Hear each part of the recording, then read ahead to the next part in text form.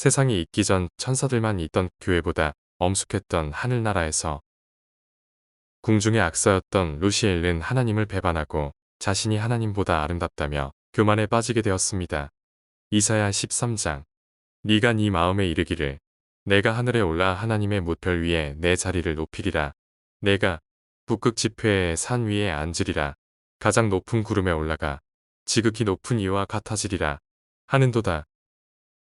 루시엘은 루시퍼 사탄이 되고 만들어주신 하나님 아버지를 처단해 죽이고 지극히 높은 자리에 앉아 찬양받고자 자신을 동조한 천사 3분의 1을 동원하여 전쟁을 하게 됩니다.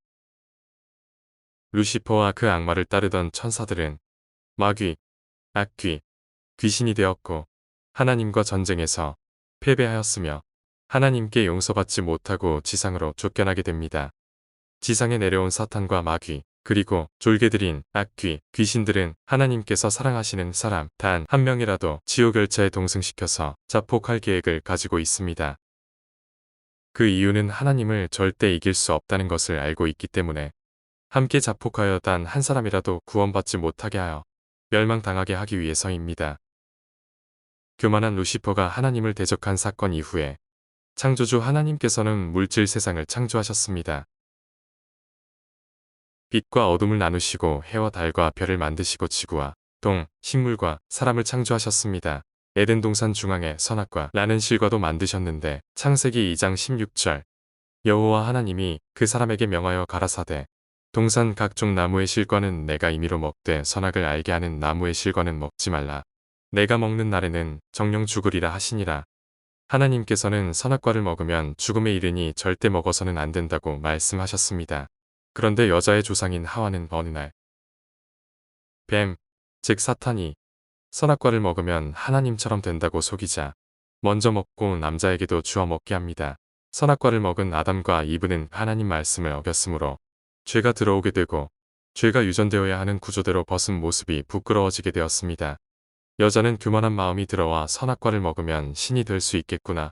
전지전능해질 거야 라면서 먹었지만 과학 분야에 참여를 할 수 없게 되었으며 하나님께서 부여해 주신 창의적인 일들에 대한 능력치가 남자보다 현저히 떨어지게 되었습니다. 또 선악과를 먹음과 동시에 죄가 들어와 육신의 사망이 왔으며 잘려진 나무처럼 점점 흉측하게 늙어 죽게 되었고 멸망의 지옥 불길에 영원히 불타야 할 위기에 놓이게 되었습니다.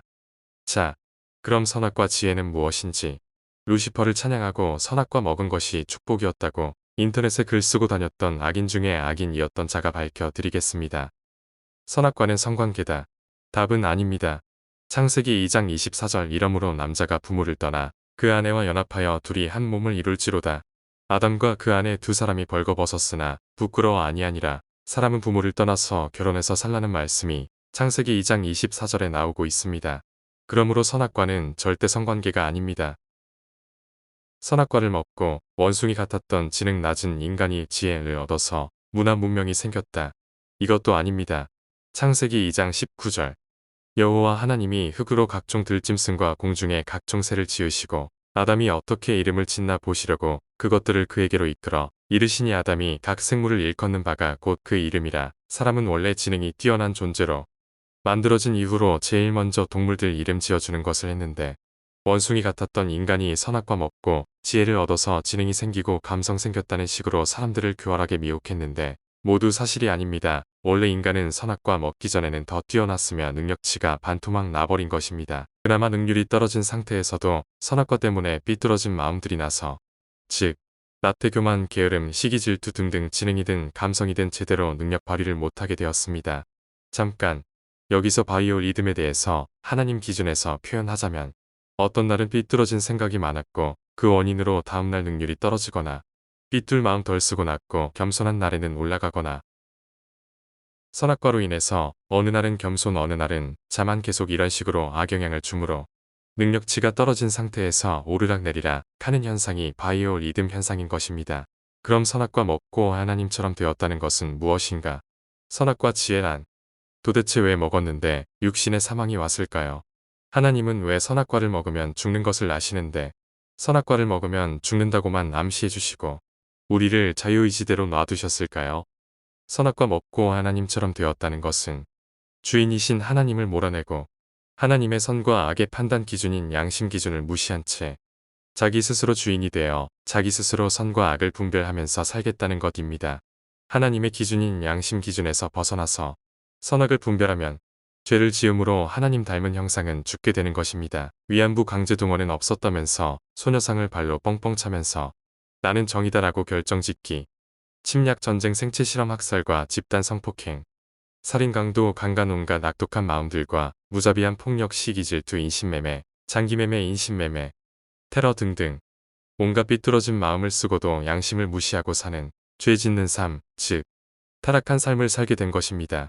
선악과 지혜는 절대 지능이나 감성이 아닙니다. 그냥 단지 옳고 그릇됨의 판단 기준을 하나님 기준인 양심 기준에 두지 않고 자기 스스로 제멋대로 판단합니다. 이 때문에 이기적으로 행동하게 되고 매일 다투고 싸우는 것입니다. 남이사 죽던지 말던지 하나님 닮은 형상이 죽던지 말던지 육체의 정욕을 꽂아 자기의 이익만 바라보게 된 것입니다. 그럼 하나님은 왜 선악과를 만드시고 우리에게 먹지 말라고만 말씀하시고 그대로 방치해 두셨을까요? 요즘 인조인간 AI 로봇가 인간에게 반란을 꾀하고 사람을 해치지 않을까, 창조자인 사람, 즉 아버지인 사람을 지배하려 들지 않을까 걱정하고 있습니다. 이미 로봇이 나오는 시점부터 이런 걱정에 대한 상상은 있었던 걸로 기억하고 있습니다. 만약 인조인간 AI 로봇이 자기가 더 뛰어나다고 여기고 만들어준 아버지인 인간을 대적하고 인간을 처단하고 사람 위치에 올라앉아서 지배하려 든다면 사람들은 인조인간 AI 로봇의 본체에 폭탄을 장치하거나 대적하는 마음을 강제로 억눌러 버리도록 설계할 것입니다. 하지만 하늘에 계신 아버지께서는 피조물에 불과한 인간을 너무나 사랑하시기 때문에 하나님 되고자 하는 삐뚤어진 마음을 쓰더라도 그것을 강제로 억누르게 하지 않으셨습니다. 단지 그 생각이 악함으로 선악과를 먹으면 정령 죽으리라 고만 경고하셨습니다. 선택은 우리에게 맡기셨던 것입니다. 우리는 로봇이 아니라 인격체니까요. 하나님의 사랑은 우주를 봐도 알 수 있습니다. 우주가 무한하지 않고 지구만 만드셨다면 답답한 스트레스가 임할 것입니다. 오늘도 하나님 아버지께서는 피조물에 불과한 우리들 머리카락 한 가닥 빠지는 것조차 관찰하시고 계십니다.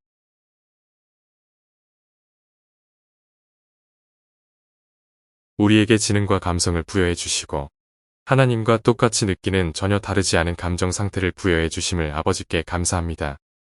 선악과 먹고 육신의 사망이 오게 되어 죄를 짓게 되고 어릴 때부터 죄를 알려주지 않아도 떼쓰고 욕설하고 스스로 죄를 짓게 됨은 선악과로 인하여 사춘기 시절 여자를 사랑할 때 왼쪽 가슴에 뭉클한 느낌, 가을의 낙엽 쓸쓸한 기분도 하나님 닮은 형상이 모욕당하고 죽어감으로 느끼는 가슴 아픔임을 하나님께서 암시해 주셔서 알게 되었습니다.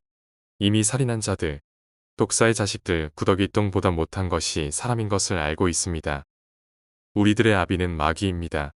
타락한 인간들을 대신하여 하늘에 계신 아버지 하나님의 외아들이신 아무런 죄 없으신 예수님을 우리를 대신하여 면류관을 쓰게 하시고 모욕당하게 하시고 십자가에 못 박혀 죽게 하셔서 멸망의 지옥에서 구원하여 주신 거룩하신 아버지시여 은혜와 사랑이 무한하신 사랑의 하나님 승리하신 예수 그리스도시여 영원 무궁토록 높이 찬양 받으소서.